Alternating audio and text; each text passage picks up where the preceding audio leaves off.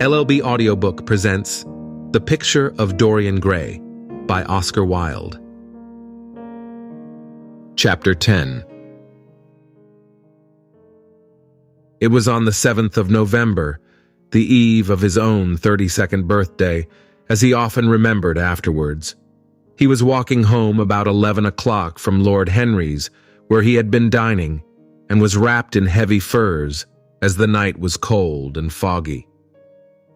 At the corner of Grosvenor Square and South Audley Street, a man passed him in the mist, walking very fast, and with the collar of his gray ulster turned up.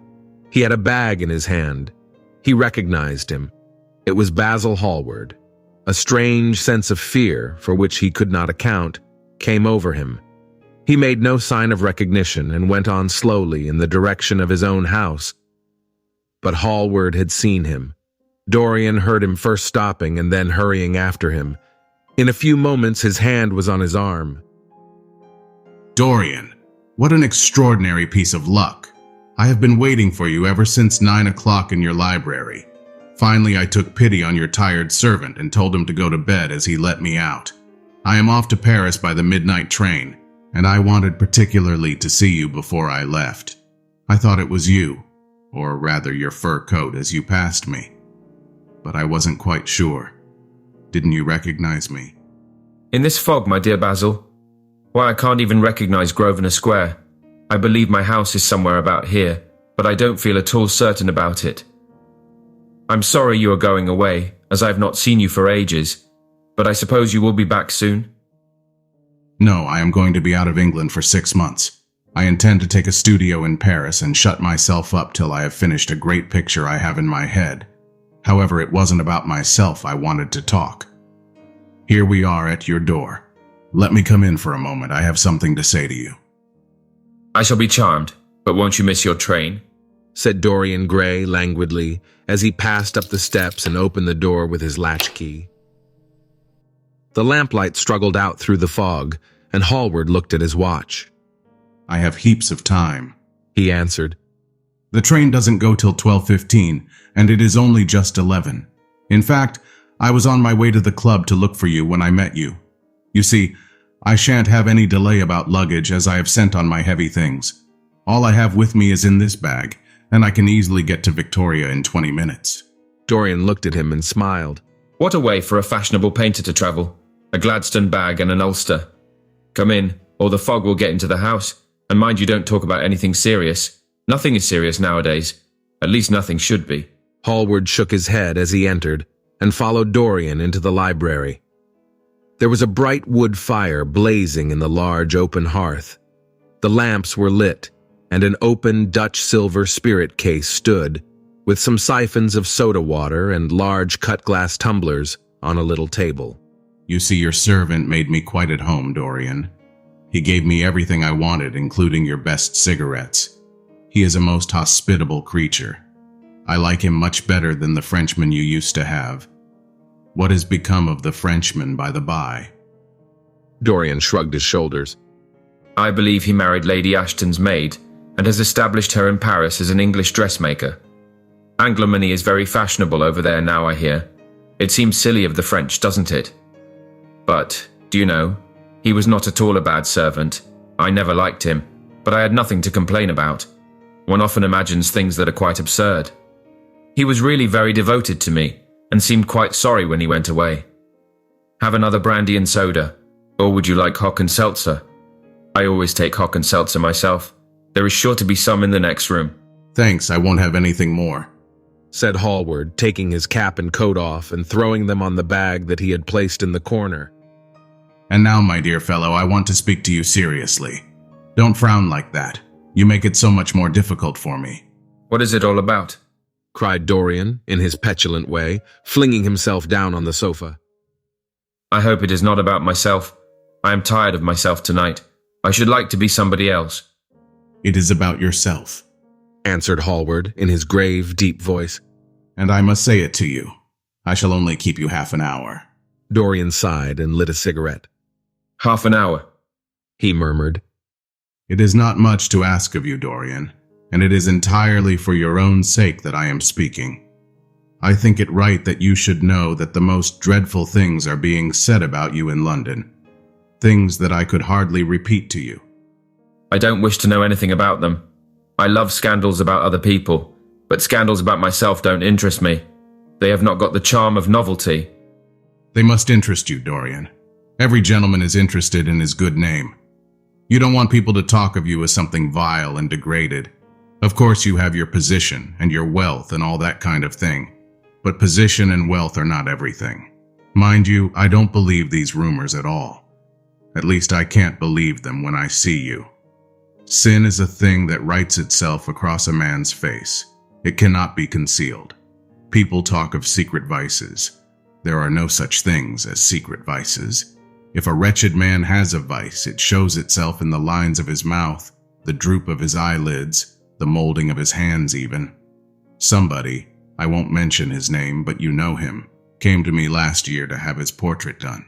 I had never seen him before, and had never heard anything about him at the time, though I have heard a good deal since. He offered an extravagant price. I refused him. There was something in the shape of his fingers that I hated. I know now that I was quite right in what I fancied about him. His life is dreadful. But you, Dorian, with your pure, bright, innocent face and your marvelous, untroubled youth, I can't believe anything against you. And yet I see you very seldom, and you never come down to the studio now. And when I am away from you, and I hear all these hideous things that people are whispering about you, I don't know what to say. Why is it, Dorian, that a man like the Duke of Berwick leaves the room of a club when you enter it? Why is it that so many gentlemen in London will neither go to your house nor invite you to theirs? You used to be a friend of Lord Cawdor. I met him at dinner last week. Your name happened to come up in conversation, in connection with the miniatures you have lent to the exhibition at the Dudley. Cawdor curled his lip and said that you might have the most artistic tastes, but that you were a man whom no pure-minded girl should be allowed to know, and whom no chaste woman should sit in the same room with. I reminded him that I was a friend of yours, and asked him what he meant. He told me right out before everybody. It was horrible. Why is your friendship so fateful to young men? There was that wretched boy in the Guards who committed suicide. You were his great friend. There was Sir Henry Ashton, who had to leave England with a tarnished name. You and he were inseparable. What about Adrian Singleton and his dreadful end? What about Lord Kent's only son and his career? I met his father yesterday in St. James Street. He seemed broken with shame and sorrow. What about the young Duke of Perth? What sort of life has he got now? What gentleman would associate with him? Dorian, your reputation is infamous. I know you and Harry are great friends. I say nothing about that now, but surely you need not have made his sister's name a byword. When you met Lady Gwendolen, not a breath of scandal had ever touched her. Is there a single decent woman in London now who would drive with her in the park? Why, even her children are not allowed to live with her.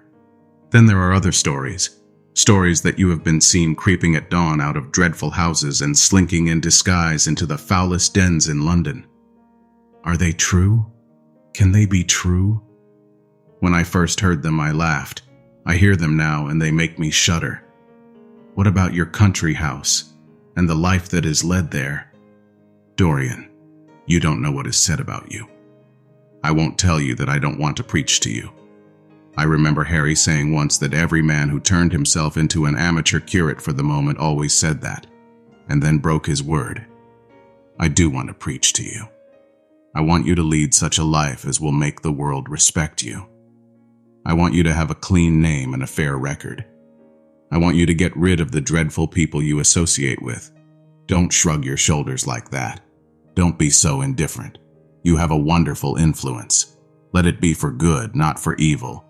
They say that you corrupt everyone whom you become intimate with, and that it is quite sufficient for you to enter a house, for shame of some kind to follow after you. I don't know whether it is so or not.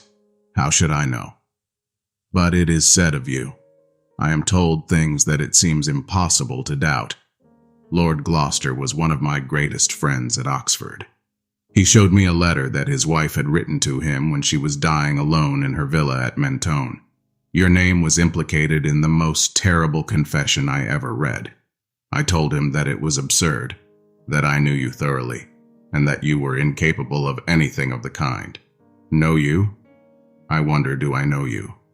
Before I could answer that, I should have to see your soul. To see my soul? Muttered Dorian Gray, starting up from the sofa and turning almost white from fear. Yes. Answered Hallward gravely and with infinite sorrow in his voice. To see your soul, but only God can do that. A bitter laugh of mockery broke from the lips of the younger man. You shall see it yourself tonight, he cried, seizing a lamp from the table. Come, it is your own handiwork. Why shouldn't you look at it? You can tell the world all about it afterwards if you choose. Nobody would believe you. If they did believe you, they'd like me all the better for it. I know the age better than you do, though you will prate about it so tediously. Come, I tell you, you have chattered enough about corruption. Now you shall look on it face to face.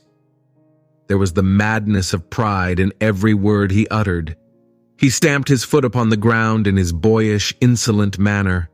He felt a terrible joy at the thought that someone else was to share his secret, and that the man who had painted the portrait that was the origin of all his shame was to be burdened for the rest of his life with the hideous memory of what he had done. Yes, he continued, coming closer to him and looking steadfastly into his stern eyes. I will show you my soul. You shall see the thing that you fancy only God can see. Hallward started back. This is blasphemy, Dorian, he cried. You must not say things like that. They are horrible and they don't mean anything. You think so? He laughed again. I know so. As for what I said to you tonight, I said it for your good. You know I have been always devoted to you. Don't touch me. Finish what you have to say. A twisted flash of pain shot across Hallward's face. He paused for a moment, and a wild feeling of pity came over him. After all, what right had he to pry into the life of Dorian Gray? If he had done a tithe of what was rumored about him, how much he must have suffered. Then he straightened himself up and walked over to the fireplace and stood there, looking at the burning logs with their frost-like ashes and their throbbing cores of flame. I am waiting, Basil, said the young man in a hard, clear voice. He turned round. What I have to say is this, he cried. You must give me some answer to these horrible charges that are made against you. If you tell me that they are absolutely untrue from beginning to end, I will believe you. Deny them, Dorian. Deny them. Can't you see what I am going through? My God, don't tell me that you are infamous. Dorian Gray smiled. There was a curl of contempt in his lips. Come upstairs, Basil, he said quietly. I keep a diary of my life from day to day, and it never leaves the room in which it is written. I will show it to you if you come with me. I will come with you, Dorian, if you wish it. I see I have missed my train. That makes no matter. I can go tomorrow. But don't ask me to read anything tonight. All I want is a plain answer to my question. That will be given to you upstairs. I could not give it here. You won't have to read long. Don't keep me waiting.